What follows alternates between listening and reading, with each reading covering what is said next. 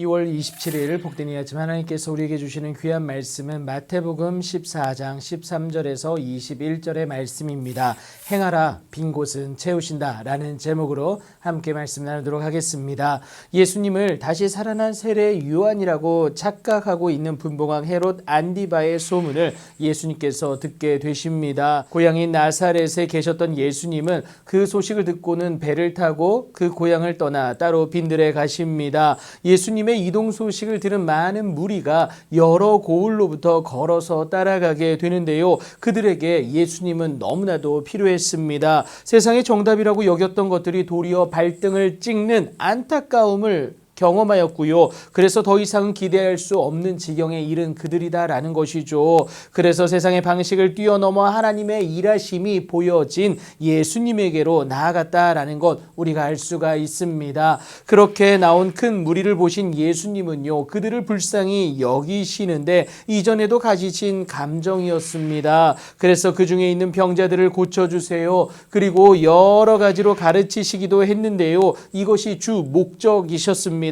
모든 표적의 목적이기도 한데요. 바로 하나님 나라의 일을 이야기해 주시는 것이다 라는 것, 이것을 분명히 말하고 있습니다. 육적인 해결만이 아니라 영적인 해결까지도 그들에게 허락하셨다라는 것 우리가 알 수 있지 않습니까? 그렇게 시간이 많이 흘러 식사할 시간이 되어가고 있었습니다. 저녁이 된 그 시간에 제자들이 나와 예수님께 이곳은 빈들입니다. 때도 이미 저물었으니 무리를 보내어 마을에 들어가 먹을 것을 사 먹게 하소서라고 요청하게 됩니다. 그 상황에서 내릴 수 있는 가장 합리적인 판단이자 효율적인 결정이었습니다. 그런데 예수님은요, 갈 것 없다라고 하세요. 너희가 먹을 것을 주라고 하세요. 제자들의 상황을 모르는 것도 아니신데 무리한 요구를 넘어 분노를 자아내기에 충분했습니다. 그럼에도 제자 중 하나 곧 시몬 베드로의 형제 안드레는요, 여기 우리에게 있는 것은 떡 5개와 물고기 2마리뿐이다 라고 보고를 하게 됩니다.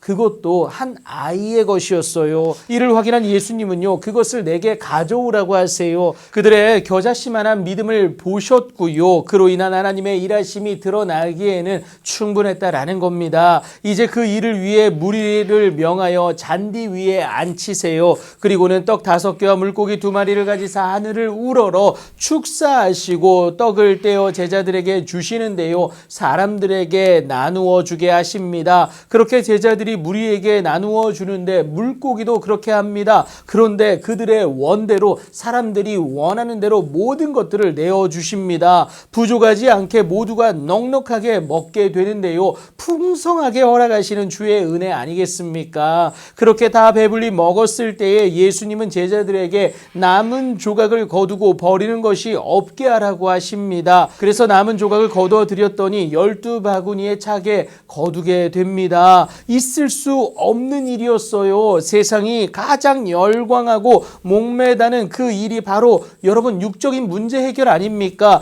그런데 예수님은 단 한순간에 그것도 말씀으로 능히 해결해 주셨습니다. 그것의 시작은 제자들의 믿음이었고요. 그 과정은 예수님의 기도였습니다. 그런데 여러분 적당히가 아니라 풍족하게 채우시는 하나님의 은혜이지 않았습니까? 모든 무리가 배불리 먹고도 남았어요. 그 수가 무려 여자와 어린이 외에 5,000명이나 되었다라고 오늘 본문은 기록하는데 여자와 어린아이까지 포함한다면 적어도 1만 명 이상이 된다라는 겁니다. 그런데 여러분 완벽한 시작은 아니었습니다. 믿음만 있으면 가능한 시작이었고요. 세상은 그런 시작을 어설프게 보고 또 비난할지도 모르겠습니다. 하지만 믿음으로 행하기만 하면 우리의 눈에 아무리 부족해 보일지라도 모든 것은 하나님께서 친히 놀랍도록 채워가십니다. 그러니 오늘도 믿음으로 주의 말씀에 따라 행할 수 있는 저와 여러분의 오늘이 되어야 합니다. 그리하기만 하면 놀랍도록 우리의 빈 곳을 거짓말처럼 채워가시는 하나님의 그 은혜와 능력을 매일같이 경험할 수가 있다라는 것이죠.